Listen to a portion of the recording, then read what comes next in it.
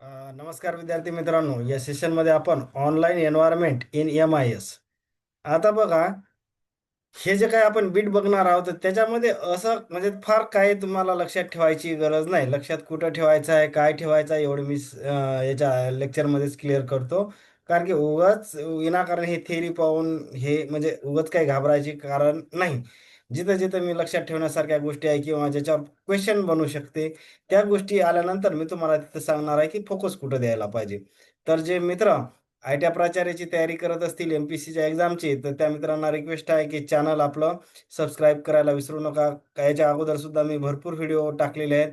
ते मागचे सुद्धा लेक्चर तुम्ही पाहू शकता आणि एकदम सोप्या भाषेत सांगितलेलं आहे. कुठेही किचकट नाही, कुठेही फार असं काही म्हणजे टेक्निकल भाषा खूप वापरली नाही. सहज साध्या भाषेत सगळ्यांना समजतील असे लेक्चर बनवलेले आहेत आणि एकदम क्वालिटी मटेरियल आहे. म्हणजे याच्यातून क्वेश्चन येणारच आहे. म्हणजे उगाच काहीतरी फापट पसारा काही दिलेला नाही. तर त्याच्यामुळे जे विद्यार्थी तयारी करत असतील त्या विद्यार्थ्यांनी अगोदरचे सुद्धा माझे लेक्चर प्लेलिस्टमध्ये जाऊन सगळे लेक्चर तुम्ही बघू शकता. आता कुठलाही वेळ न वाया घालता लगेच आपण सुरुवात करू. Online environment in MIS. आता ऑनलाईन म्हणजे काय नावातच भरपूर आहे. आणि online environment is a system here data is process immediately through the network or internet.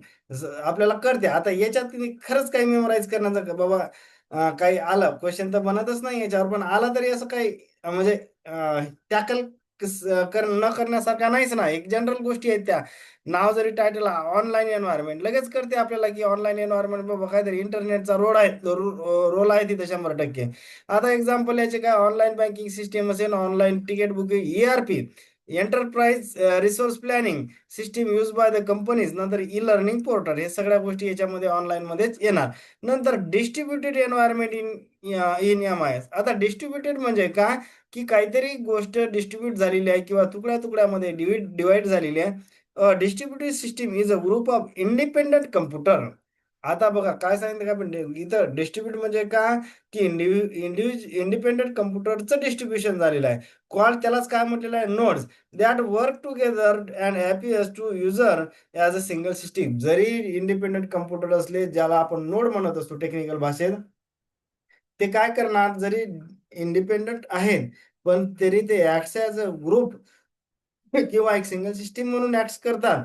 These nodes communicate with each other over a network and share data, resources and tasks in order to achieve a common goal. म्हणजे जरी ते distributed दिसते तरी काय करणार आहे, ते नोडच्या सहाय्याने इंटरकनेक्ट करून किंवा टुगेदर करून एक सिंगल सिस्टीम बनवलेली आहे आणि ते स्वतः त्या सिंगल सिस्टीमद्वारे एकमेकांसोबत कम्युनिकेट करून जे काही communicate with each other over a network or share data, resources and tasks in order to achieve common goal. Achieve करण्यासाठी या सगळं म्हणजे ॲज अ कंबाईन युनिट म्हणून ते काम करतील.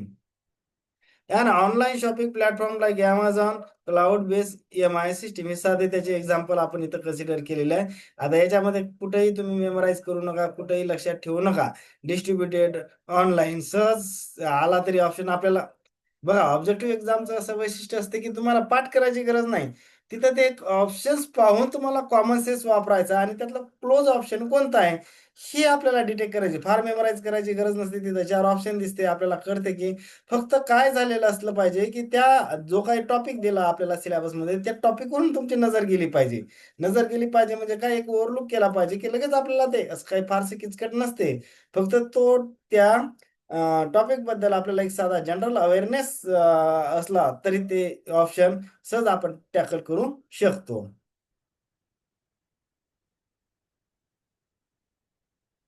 नंतर समोरची डेफिनेशन आहे इम्प्लिमेंटेशन ऑफ द प्रोजेक्ट. आता इम्प्लिमेंटेशन म्हणजे काय, त्याचा अंमलात आणायचा आहे project. Implementation means putting the design information system into actual use of in the organisation. म्हणजे प्रत्यक्ष यूज मध्ये त्याचं इम्प्लिमेंटेशन करणे, त्यालाच आपण म्हणत आहे implementation of project. It is the stage where the system is install tested and user by the employ. म्हणजे इम्प्लिमेंटेशन झालं त्याला काय, इन्स्टॉल टेस्ट आणि use use by the employees. म्हणजे एम्प्लॉईजने यूज करणे म्हणजे ते प्रत्यक्षात इम्प्लिमेंट मध्ये आले. नंतर कंट्रोल ऑफ प्रोजेक्ट. आता कंट्रोल ऑफ प्रोजेक्ट नावातच समजते काहीतरी त्याचे पॅरामीटर कंट्रोल करावं लागतील. Project control means monitoring managing the project to ensure it is completed on time within the budget and according to requirement. म्हणजे आता पॅरामीटर कोणकोणते, एक रिक्वायरमेंट आला, ऑन टाइमचा आला दुसरा, आणि विदिन द बजेट, हे 3 पॅरामीटर आपल्याला तिथं कंट्रोल करायचे आहेत.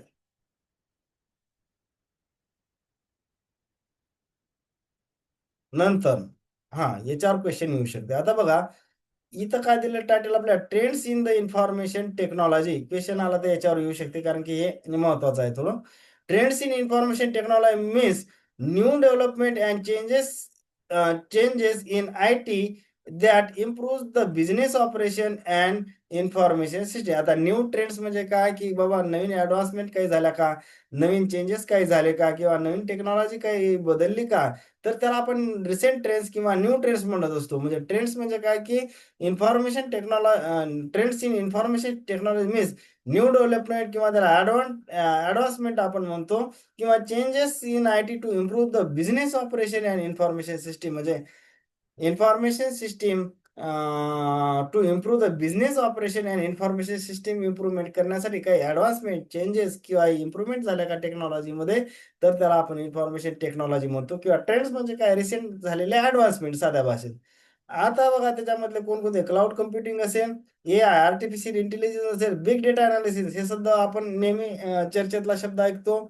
IoT, internet of things, mobile computing असेल, सायबर सिक्युरिटी असेल, ईआरपी, एंटरप्राइज रिसोर्स प्लॅनिंग असेल, ब्लॉकचेन टेक्नॉलॉजी, ई गव्हर्नन्स, नंतर EPDS, enterprises performance data system, EIS executive information system, MIS management information system, DSS decision support system. या सगळ्या recent trends आहेत.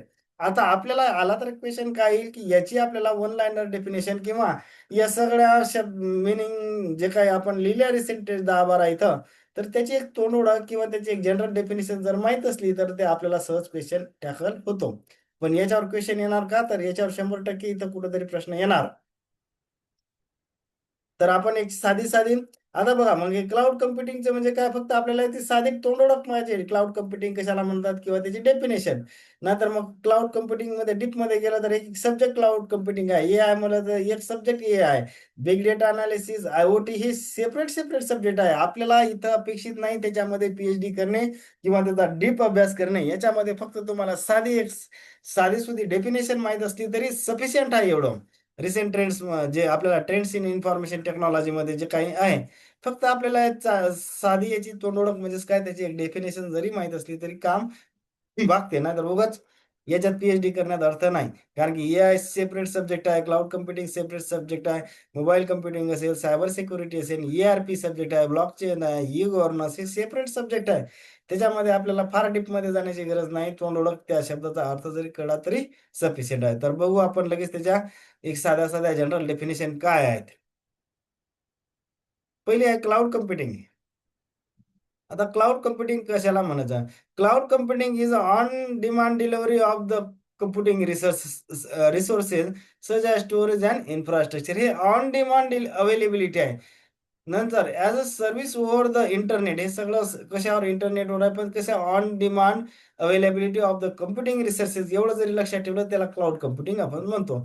Artificial intelligence म्हणजे काय, कृत्रिम बुद्धिमत्ता ज्याला आपण म्हणतो. Artificial intelligence is the ability of the computer or machine to think, learn and make a decision like, माणसासारखंच विचार करणे, शिकणे आणि डिसिजन घेणे, तर त्याला आपण काय म्हणतो, artificial intelligence. Big data analysis कशाला म्हणायचं? Big data analysis is the process of examining very large and complex data. म्हणजे काय करायचं, की एक कॉम्प्लेक्स किंवा व्हेरी लार्ज डेटा अनालिज करायचा, आणि त्या पॅटर्नवरून नवीन ट्रेंड्स काय फॉर बेटर डिसिजन, किंवा नवीन प्रेडिक्शन काय किंवा पॅटर्न काय, हे सांगणे, तर त्याला आपण बिग डेटा अनालिसिस म्हणतो. एक साधं एक्झाम्पल लक्षात घ्या. जर आपण इंटरनेटवर समजा कपड्याबद्दल सारखं शोधत असलं, तर लगेच आपल्याला त्याच्याच रिलेटेड लिंक येतात. मग हे कोण काम केलं, तर हे सगळं बिग डेटाची कमाल आहे. नंतर IoT, इंटरनेट ऑफ थिंग्स. आता नावातच भरपूर आहे. इंटरनेट ऑफ थिंग्स म्हणजे काय, जे काही वस्तू आहेत त्याचा सुद्धा ॲज अ इंटरनेट सारखा यूज होणे, तर त्याला इंटरनेट ऑफ थिंग्स म्हणतो आपण. फॉर एक्झाम्पल बघा, की साधी एक डेफिनेशन दिली. Internet of the things refers to the network or physical devices, vehicle, appliances, and other physical objects that are embedded with sensor, software, and network connectivity, allowing them to collect and share the data. म्हणजे वस्तूंचाच वापर internet सारखा जर होत असेल, पण त्या वस्तूमध्ये काय embedded केलं आपण त्या ऑब्जेक्टमध्ये, त्याच्यामध्ये आपण सेन्सर, सॉफ्टवेअर, नेटवर्क, कनेक्टिव्हिटी ही एम्बेडेड केली. त्याच्याशिवाय ते अदरवाईज तसं होणार नाही. म्हणजे काय त्या वस्तूमध्ये, थिंग्समध्ये आपल्याला या गोष्टी म्हणजे काय काय असेल त्याच्यामध्ये सेन्सर, सॉफ्टवेअर, नेटवर्क, कनेक्टिव्हिटी हे जर इन्स्टॉल केलं किंवा तसं आपल्याला सिस्टीम तयार केले तरच ते as a internet of things म्हणून वापरता येतील. नंतर पुढची डेफिनेशन, मोबाईल कम्प्युटिंग.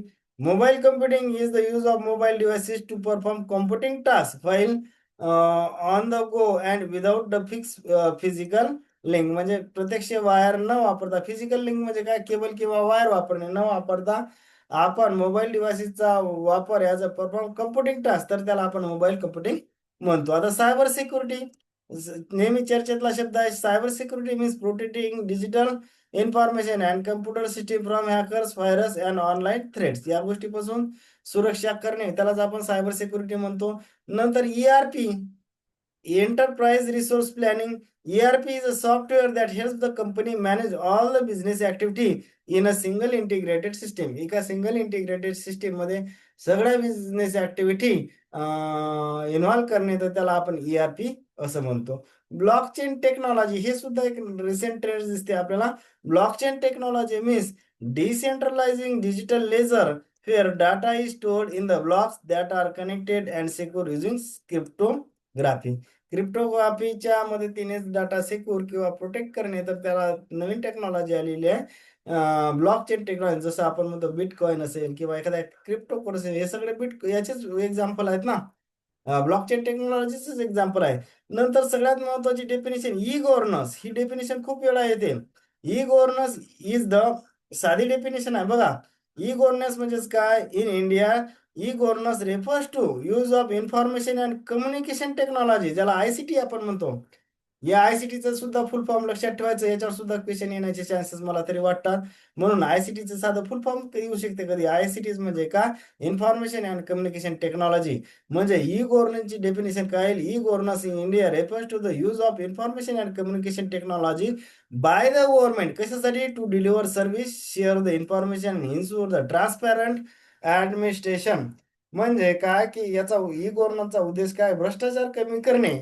नंतर सर्व्हिस डिलिव्हर करण्यासाठी जनतेला वेगवेगळ्या सर्व्हिस द्यावं लागतात ना गव्हर्नमेंटला, तर त्या सर्व्हिस डिलिव्हर करणे. नंतर इन्फॉर्मेशन शेअर करणे. तसेच इन्शुअर द ट्रान्सपॅरंट ऍडमिनिस्ट्रेशन, स्वच्छ प्रशासन. याच्यासाठी ई गव्हर्नन्स ही कन्सेप्ट आलेली आहे.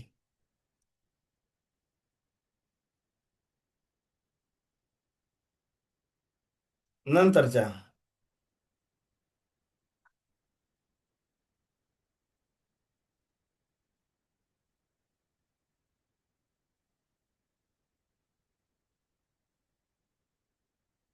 नंतरचा EPDS, enterprises performance data system ज्याला म्हणतो आपण.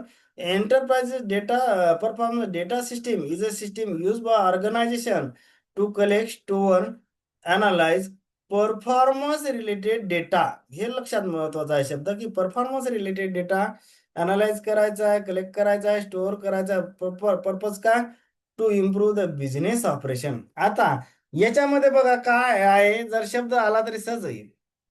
Performance, enterprise performance data system शब्द जरी आला, हे उगाच पुढचं पाठ करायचं नाही, हे साधं एक नजर फिरवली तरी आपल्याला ऑप्शन सहज कळते. नंतर EIS, executive information system. Executive information system is a computer based system design to provide top executive with easy access to the internal and external information to support strategic decision making. आता याच्यात काही लक्षात ठेवायची गरज नाही. जरी option मध्ये असं दिसलं काहीतरी आपल्याला एक्झिक्युटिव्हच्या रिलेटेड, तर ते EIS असेल. परफॉर्मरच्या रिलेटेड असेल तर EPDS असेल. नंतर डिसिजन सपोर्ट सिस्टीम किंवा डिसिजनच्या रिलेटेड असेल तर DSS असेल. आता याच्यात काही असं मेमोराईज करू नका, त्यात कुठेही नका. लगेच आपल्याला फक्त एक काय आहे की याच्या शब्दावरून नजर जरी गेली ना, तरी त्या एक्झामच्या हॉलमध्ये आपल्याला लगेच क्लिक होते की हे ऑप्शन आहे याचं उत्तर. It is the type of information system that helps the manager and decision maker analyse the data and make a inform decision. नंतर MIS हे आपण बघितलं, management information system. It is an Organized system used by the manager to collect, process, store, disseminate the information to support decision making, coordination, control, analyze and visualize the visualization is an organization. माझं साधं म्हणणं आहे की हे जेवढ्याला दिसते definition याचं कुठेही तुम्ही पाठ करू नका. फक्त एक त्याच्यावर नजर फिरवा. बाकी लगेच तुम्हाला ते ऑप्शन क्लिक होते. म्हणजे उभे काहीतरी त्याच्यात त्या डेफिनेशन मेमोराईज करणं लहान मुलासारख्या ह्या गोष्टी अव्हॉइड केल्या पाहिजे. एक साधी एक नजर जरी फिरवली तुम्ही तर सगळ्या गोष्टी म्हणजे आपल्याला मी पहिलेही सांगितलं की ऑब्जेक्टिव्ह एक्झामची स्ट्रॅटेजी काय असते, की ऑब्जेक्टिव्ह एक्झामचे खास वैशिष्ट्य आहे, की तुम्हाला लक्षात ठेवायचं नाही. फक्त तुम्ही एक ओव्हरलूक जरी केला, तरी ते 4 ऑप्शनमधून तुम्हाला फक्त तिथं आयडेंटिफाय करायचं की यातला क्लोज ऑप्शन कोणता.